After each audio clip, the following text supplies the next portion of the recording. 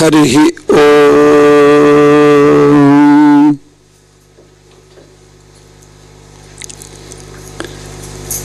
तब शौनकादि ऋषि पूछते हैं, शुकाचार्य जी ने वेदव्यास जी से भागवत सुना, शुकाचार्य जी ने किसे उपदेश दिया? तब सूताचार्य कहते हैं, पांडवों का पोता परीक्षित।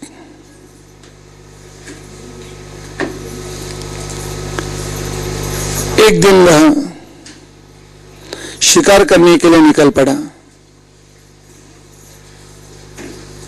और वहां उसके द्वारा एक ऋषि का अपमान हुआ। उनका एक लड़का 8 साल का, उसने परीक्षित को शाप दिया, आज से 7वें दिन सूर्यास्त के समय तक्षक सांप से दष्ट होकर के आप मर जाओ।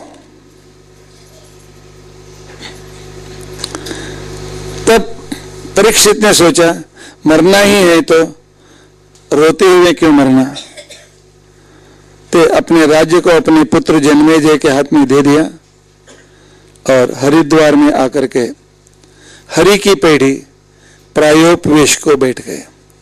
प्रायोपवेश का मतलब होता है भगवान का नाम स्मरण श्रवण करते हुए आहार को छोड़कर मृत्यु आने तक उसी तरह एक ही जगह पर बैठना, अपने पापों के प्रायश्चित के लिए इस तरह करना। परीक्षित जहां पर बैठे थे वहां भागवत सुनाने के लिए शुकाचार्य जी वहां आए और उन्होंने परीक्षित को भागवत सुनाया। शौनकादि कहते हैं, थोड़ा रुकिए, मुझे क्लियर नहीं हुआ। पहली बात, अर्जुन का पोता और श्री कृष्ण का जैसे मामा को रखने वाले अभिमन्यु का लड़का, पांडवों का उत्तराधिकारी, उसने ऋषि का अपमान क्यों किया? उससे बुरा काम कैसे हुआ? दूसरी बात, 8 साल का लड़का इतने बड़े व्यक्ति को शाप कैसे दे सकता? तीसरा प्रश्न, किसी के घर न जाने वाले, शुकाचार्य जी का एक नियम था, कहीं किसी से कुछ भी मांगते नहीं थे। दोपहर को भूख लगी, 2 दिन बाद 3 दिन बाद किसी के घर के सामने खड़े रहते थे, ओम भवति भिक्षाम देहि। गाय के थन से खींचने के बाद पात्र में दूध गिरने के लिए कितना समय लगता है? 10-20 सेकंड, बस उसके अंदर यजमान कुछ लेकर के देते थे, ठीक, नहीं तो आगे चले जाते थे। स गोदोह न मात्रम ही गृहेषु गृह मेधिनाम, सिर्फ गाय के थन से वह दूध गिरते के छोटे से समय के स्पैन तक खड़े रहकर आगे जाने वाले परीक्षित राजा के घर कैसे आए, 7 दिन कैसे बैठे, उनको क्यों उपदेश दिया, उनकी क्या विशिष्टता थी? इन प्रश्नों को मुझे विस्तार रूप से समझाइए। तो सूताचार्य जी कहते हैं, सुनिए, आपने सत्संग का लाभ सुना नारद जी की आत्मकथा से। अभी बुरे संग की हानि जो होती है उसे आप सुनिए।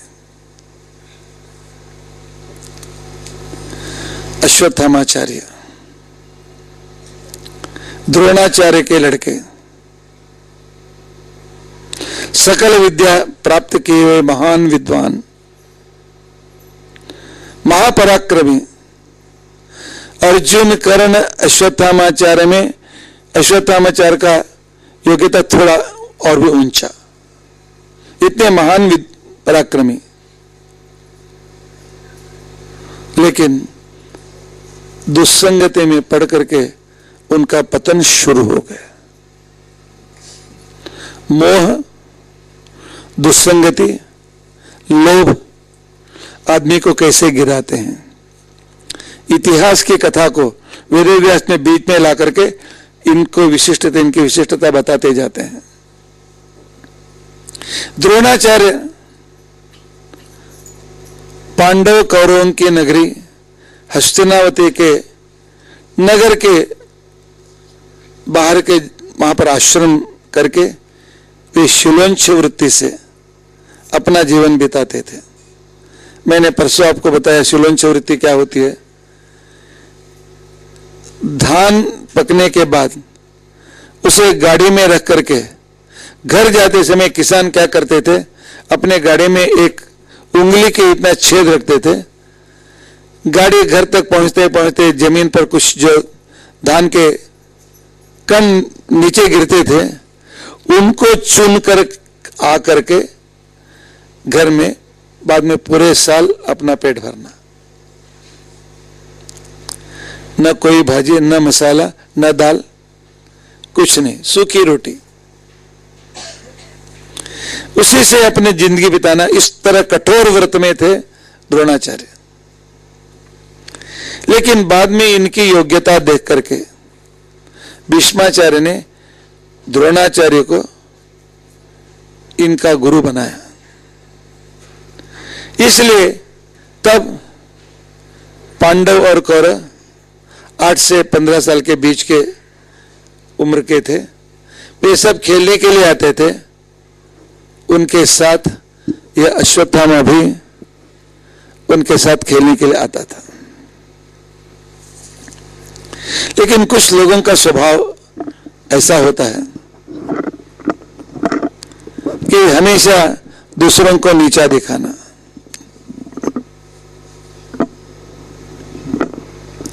दूसरों को हमेशा नीचा दिखाना उनका स्वभाव होता है। दुर्योधन कहता था चलो अभी रिसेस का समय हो गया, घर जाकर दूध पी करके आएंगे। और अश्वत्थामा से कहता था तू क्या पीता है, गरीब ब्राह्मण का लड़का, तुम्हें क्या मिलता है। तो अश्वत्थामा 8 साल का था, रोता हुआ घर आया, मां से कहा मां मुझे भी दूध चाहिए।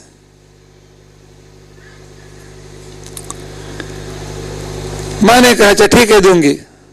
घर में दूध कहां से आते, न गाय, न पैसे, न मांगने वाले।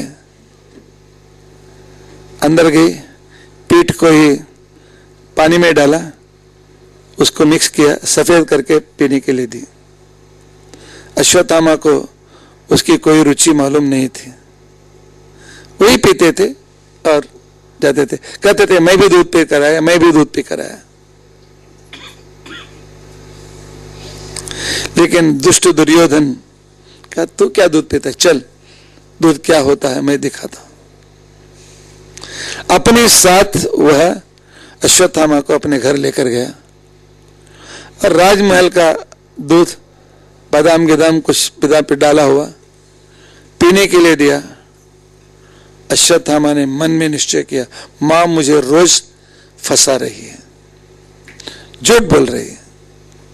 रोते हुए घर आया, कहा इतने दिन तक मैं फंसाती थी, मुझे अच्छा दूध चाहिए, ओरिजिनल दूध चाहिए। रोने लगा, चुप नहीं हुआ। द्रोणाचार्य घर आ गए, खाना नहीं किया, रोते रहा रोते रहा रोते रहा।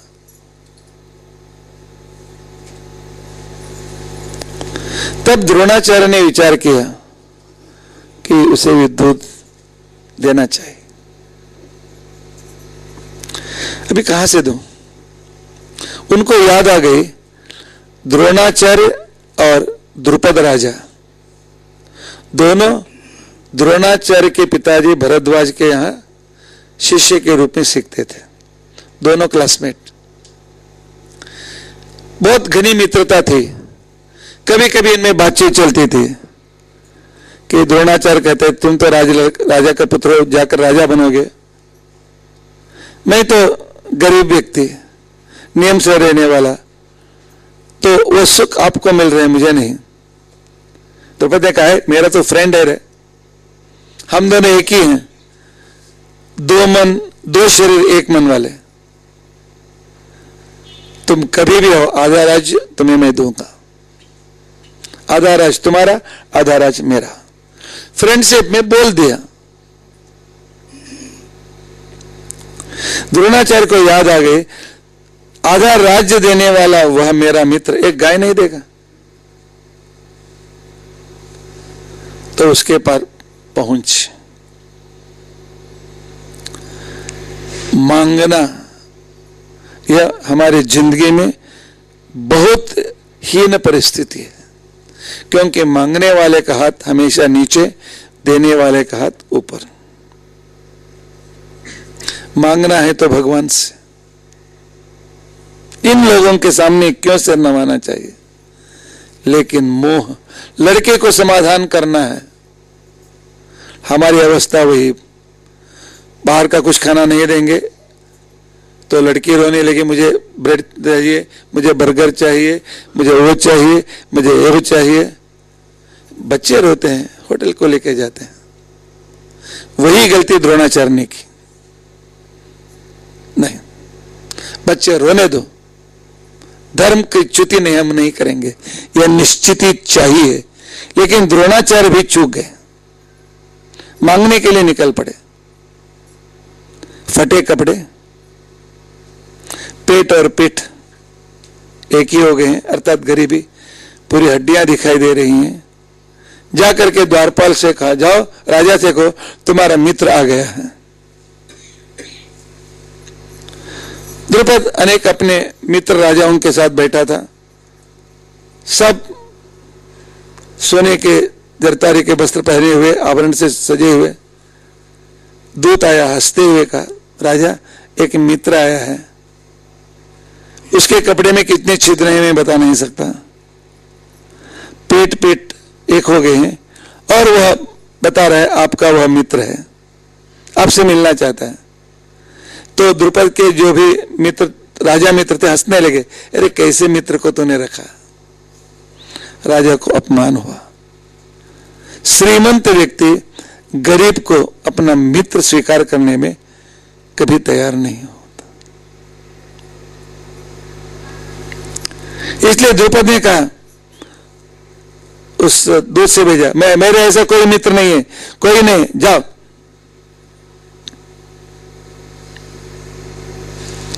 द्रोणाचार्य के लिए बहुत पहला अपमान था। स्वाभिमानी ब्राह्मण, फिर भी उसने दूसरी बार जाओ द्रोण नाम बताओ। जानते हुए भी द्रुपद ने कहा, मुझे द्रोण ग्रीन कोई कुछ मालूम नहीं है, दोनों मेरा मित्र हो सकता है क्या, उसको जाने के लिए बोलो।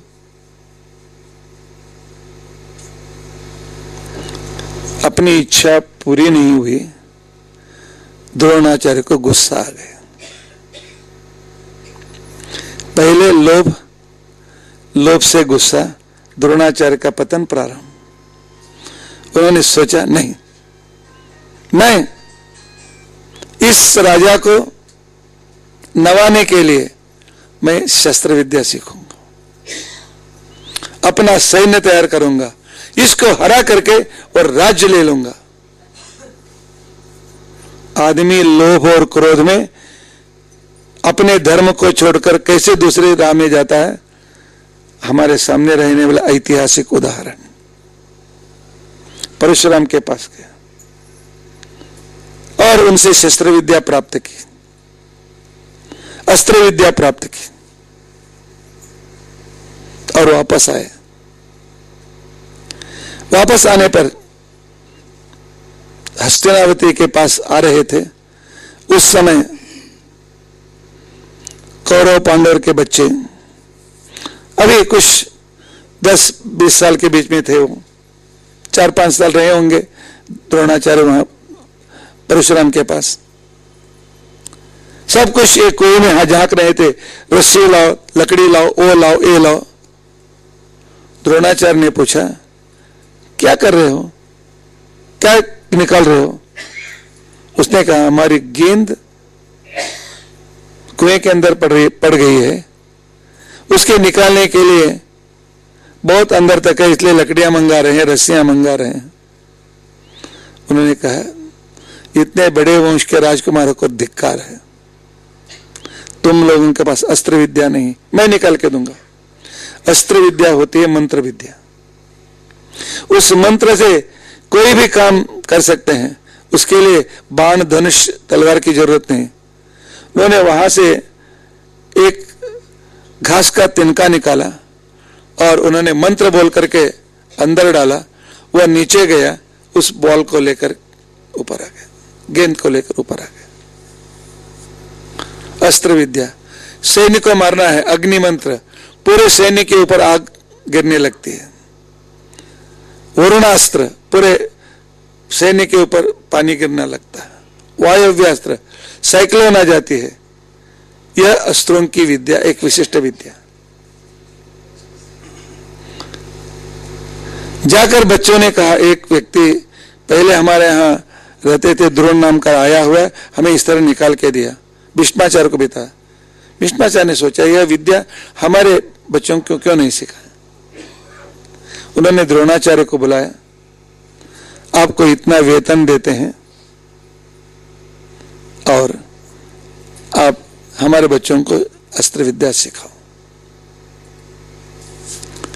एक ही द्वेष, द्रुपद को किसी तरह से नवाना है, पराजित करना है। द्वेष आदमी की पूरी जिंदगी को नष्ट कर देता है। जो विद्या को बेचना नहीं चाहिए, वेतन लेने के लिए या द्रोणाचार्य जो शिलोंच वृत्ति में थे, तैयार हो गए पैसे के लिए। हर एक संदर्भ के देखिए, हम भी अपनी जिंदगी में पैसे के लिए क्या क्या छोड़ते हैं, कितने अधर्म के रास्ते में जाते हैं, किसके अधीन हो जाते हैं सिर्फ पैसे के लिए। जब पहला दिन शुरू हुआ, उस समय सभी विद्यार्थियों, कौरव और पांडव, सबको बिठा करके द्रोणाचार्य ने कहा, मेरी एक बड़ी इच्छा है, जो पूरा करेगा और पूरा करने की प्रतिज्ञा आज करेगा, उसको मैं एक्स्ट्रा सिखाऊंगा। फिर गलती, अध्यापक को पार्शियलिटी नहीं करनी चाहिए, लेकिन द्रोणाचार्य ने कहा, मैं उसको अलग सिखाऊंगा। उस समय भीम की सूचना से अर्जुन खड़ा हुआ, मैं आपकी इच्छा पूरा करूंगा। तो इसलिए द्रोणाचार्य जी अर्जुन को एक्स्ट्रा सिखाने लगे। कैसे? पुराने समय में गुरुकुल में सेवा किए बिना पढ़ाया नहीं जाता था। पानी भरो, गाय पालन करो, वो करो, ये करो। इसके लिए वे क्या करते थे, पानी भरने के लिए सभी लोगों को घड़ा देते थे और सभी लोगों को छोटा घड़ा, लेकिन हर एक को इतना पात्र भरना चाहिए। अर्जुन को उससे थोड़ा बड़ा घड़ा दिया और अपने लड़के को और भी बड़ा। अर्थात सबसे पहले अश्वत्थामा आएगा, बच्चा अलग ज्यादा सीखना चाहिए, पार्शियलिटी। और अर्जुन को उससे थोड़ा कम, लेकिन दूसरों से बहुत ज्यादा। आदमी जब अपनी वृत्ति से गिर जाता है, उसका पतन शुरू होता है। शिक्षक, गुरु, राजा, माता पिता, पार्शियलिटी नहीं चलती है, नहीं करना चाहिए। लेकिन एक द्वेष, द्रोणाचार्य जी सब पाप करने लगे। आदमी को गिरने में समय नहीं लगता, पैर फिसल गए, पूरा जीने के नीचे 1 सेकंड में। चढ़ने के लिए एक आहिस्ते चढ़ना पड़ता है, एकदम सीधे नहीं। भवति विनिपात शतमुखा, आदमी का पतन शुरू हुआ एक छोटे कारण से, गिरते जाएगा, गिर जाएगा। सिर्फ कहानी मत सुनिए, हर एक संदर्भ को हमारी जिंदगी के साथ जोड़ करके हम देखने के लिए जाएंगे। विद्या पूर्ण हो गई, अर्जुन को अलग तरह से सिखाया गया और कौरव पहले गए द्रुपद को पकड़ कर लाने के लिए, लेकिन पराजित हो गए। अर्जुन भीम आदि लेकर के द्रुपद को पराजित करके उसको बांध करके द्रोणाचार्य के पैरों पर गिरा दिया। तब जाकर के द्रोणाचार्य को तृप्ति हो गई। द्वेष, प्रतिशोध आदमी के कितना नीचा गिर जाता है। ब्राह्मण का काम यह नहीं है। ब्राह्मण का काम है पढ़ो, पढ़ाओ, यजन करो, याज करो, द्वेष करो, डाह करो, ईर्ष्या करो। ब्राह्मण का यह बहुत बड़ा पतन है। द्रोणाचार्य जैसे के महान व्यक्ति इस तरह गिर गए। महाभारत कहता है, भागवत कहता है, जब ब्राह्मण धर्म छोड़ता है पूरा देश नष्ट होता है। देश को विनाश करने वाला ब्राह्मण है, देश को उन्नत करने वाला ब्राह्मण है। ब्राह्मणों को अपना धर्म कभी नहीं छोड़ना चाहिए, लेकिन आज धर्म छोड़ने वालों में नंबर 1 है ब्राह्मण। अभक्ष भक्षण, अपेयपान, अयोग्य काम, अयोग्य व्यवहार और लोभ, ज्यादा पैसे कमाने की होड़, उसके लिए कुछ भी करने के लिए तैयार। द्रोणाचार्य यह इतिहास है, काल्पनिक कथा नहीं है। और उस समय द्रोण ने द्रुपद से पूछा कि क्यों राज्य मेरा है कि तेरा है? द्रुपद ने कहा मैं पराजित होगा आपकी है। जाओ, गंगा के उत्तर का भाग तुम रखो, दक्षिण का भाग मैं रखूंगा, जाओ। जब ब्राह्मण लोभी बनता है उसका पतन शुरू होता है। पैसे के पीछे जब ब्राह्मण लगता है बस संध्या छूट जाती है, पूजा छूट जाती है, परोपकार छूट जाता है, प्रवचन छूट जाता है, ध्यान जप सब कुछ छूट जाते हैं। बाद में द्रोणाचार्य ने विचार किया कि मैं उनका शिक्षक हूं, मेरे लड़के को इस राज्य में एक अच्छा स्थान मिलना चाहिए। जब पांडव कौरवों का राज्य विभक्त हो गया तब द्रोणाचार्य ने सोचा कि मेरा लड़का अर्जुन के साथ गया तो उसको इंपॉर्टेंस नहीं मिलेगा,